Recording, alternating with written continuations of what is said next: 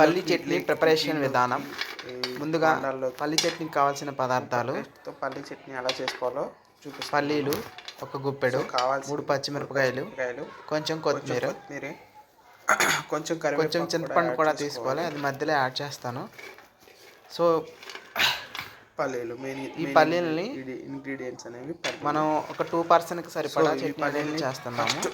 ఒక చిన్న కడాయి పెట్టుకొని, సో అప్పుడు ఈ పల్లీలు సరిపోతాయి. ఒకవేళ ఎక్స్ట్రా కావాలంటే కొన్ని ఎక్స్ట్రా యాడ్ చేసుకోవాలి. ఈ పల్లీలని చట్నీ కావాలంటే ముందుగా స్టవ్ ఆన్ చేసుకొని ఒక కడాయి పెట్టుకొని మనం చూయించుకున్న పల్లీలని కడాయిలో యాడ్ చేసుకొని మీడియం టు లో ఫ్లేమ్లో ఫ్రై చేసుకోవాలి.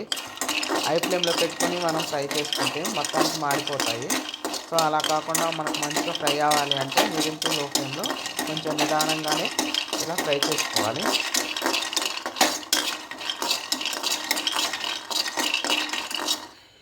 ఇలా నిదానంగా ఇట్లా తిప్పుకుంటూ కొంచెం గరిటతో కానీ మన దగ్గర స్పూన్తో కానీ, నేనైతే చాకుతో తిప్పుతున్నాను, అందుబాటులో స్పూన్ అవి లేవు, సో అందుకని చాకుతోనే తిప్పుతున్నాను.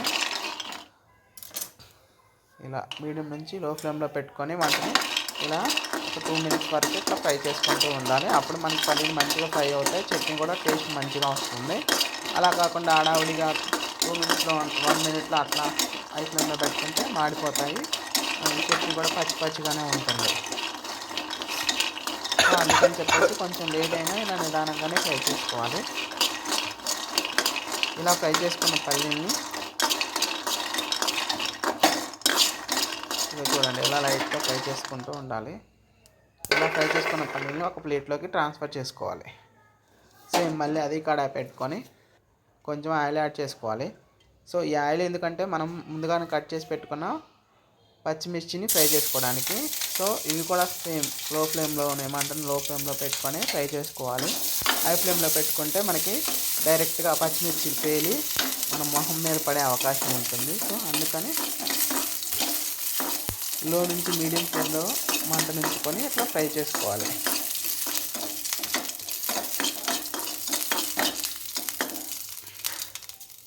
సేమ్ ఇలాగనే 2 మినిట్స్ వరకు ఫ్రై అవుతాయి. ఇవి కూడా హై ఫ్లేమ్లో పెట్టుకుంటే వెంటనే ఫ్రై అవుతాయి, కానీ బట్ మనకి ఇట్లా పేలే అవకాశాలు ఉంటాయి. సో ఇలా ఫ్రై చేసుకున్న పచ్చిమిర్చిని కూడా ఒక ప్లేట్లోకి ట్రాన్స్ఫర్ చేసుకోవాలి. ఇలా ట్రాన్స్ఫర్ చేసుకున్న తర్వాత కొంచెం నేను చెప్పాను కదా ఇంతకుముందు చింతపండు కొంచెం యాడ్ చేసుకోవాలనేది, అదిగోండి అంత చింతపండు సరిపోతుంది పులుపుకి ఈ చట్నీకి అయితే. ఒకవేళ ఎక్కువ చేసుకునే మాట అయితే కొంచెం ఎక్కువ యాడ్ చేసుకోవాలి. ఇప్పుడు మనం వేయించుకున్న పల్లీల్ని ఒక మిక్సీ గిన్నె తీసుకొని దాంట్లోకి ట్రాన్స్ఫర్ చేసుకోవాలి. ఈ పల్లీలు పొట్టు అనేది తీసుకోవచ్చు, తీసుకోకపోవచ్చు. కొంతమందికి ఇష్టం ఉండదు పొట్టు ఉండటం. అలాంటి పర్సన్స్ అయితే పొట్టుని రిమూవ్ చేసుకొని యాడ్ చేసుకోండి. నేనైతే పొట్టుని అలానే ఉంచి వేస్తున్నాను. సో తర్వాత మనం తీసుకున్న పచ్చిమిర్చిని కూడా యాడ్ చేసుకోవాలి, అలాగే కొంచెం చింతపండు. ఇప్పుడు కొంచెం రుచికి సరిపడా సాల్ట్ని కూడా యాడ్ చేసుకోవాలి. నేనైతే ఈ చట్నీకి సరిపడా ఒక స్పూన్, హాఫ్ స్పూన్ వరకు సరిపోతుంది నాకు. ఒక హాఫ్ స్పూన్ అనేది నేను సాల్ట్ అనేది యాడ్ చేసుకుంటున్నాను. సో మీరు సాల్ట్ అనేది చూసేసుకోండి. సో మీరు తీసుకునే పల్లి క్వాంటిటీని బట్టి, పల్లి, పచ్చిమిర్చి, చింతపండు తీసుకునే క్వాంటిటీని బట్టి ఇప్పుడు మనం మిక్సీ అనేది పట్టుకోవాలి.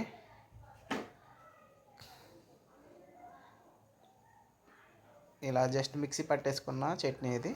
సేమ్ ఇంతకుముందు మనం ఏదైతే ఫ్రై చేసుకున్నామో ఆ ఫ్రై చేసుకున్న కడాయి ఉంటుంది కదా, సేమ్ మళ్ళీ స్టవ్ ఆన్ చేసుకొని ఆ కడాయిని పెట్టుకొని కొంచెం ఆయిల్ యాడ్ చేసుకోవాలి. ఈ ఆయిల్ ఎందుకంటే మనం చట్నీని తాలింపు పెట్టుకోవడానికి. ఈ చట్నీలో మెయిన్ ఏంటంటే ఈ తాలింపే. ఈ తాలింపు అనేది మనకి టేస్ట్ని పెంచుతుంది. సో కొంచెం ఆయిల్ యాడ్ చేసుకోవాలి. సేమ్ ఇది కూడా, ఈ ప్రాసెస్ కూడా మనం మీడియం ఫ్లేమ్లోనే పెట్టుకోవాలి మంటని. ఇప్పుడు కొంచెం జీలకర్ర, కొంచెం ఆవాలు యాడ్ చేసుకోవాలి. మీ దగ్గర కరివేపాకు ఉంటే కొంచెం యాడ్ చేసుకోండి. 2 ఎండుమిర్చి కూడా యాడ్ చేసుకోండి. నా దగ్గర అవైలబిలిటీలో లేవు, సో అందుకని అది స్కిప్ చేశాను.